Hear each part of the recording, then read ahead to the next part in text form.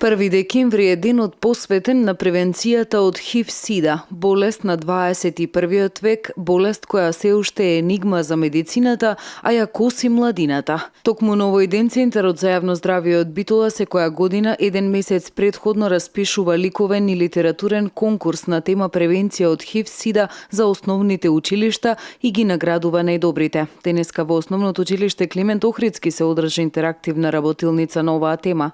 Децата на овој начин повеќе се интересираат да прочитаат, да разберат нешто повеќе за да можат да ги направат своите литературни и своите ликовни творби. Значи тоа е еден начин на едукација.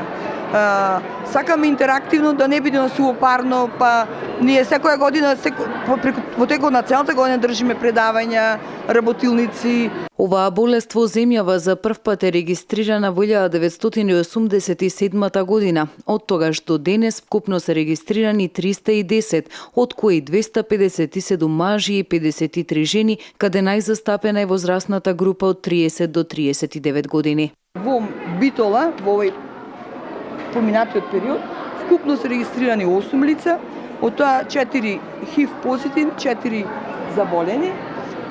Во моментот се 6 лица, затоа што 2 лица заболени од СИДА умреле.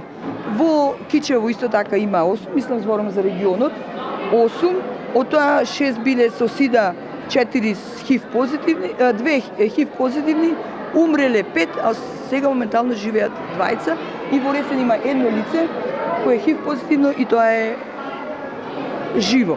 Заклучно со 25 ноември годинава, според податоците од Институтот за јавно здравје, регистрирани биле 35 новозаболени случаи во земјава, од кои 9 се со СИДА, а 26 се ХИВ позитивни. Во Битола, Кичево, Ресен и Демирхисар нема случај на новозаболено лице. Најмногу ги има во Скопје, а еден случај на новозаболено лице е регистрирано во Прилеп.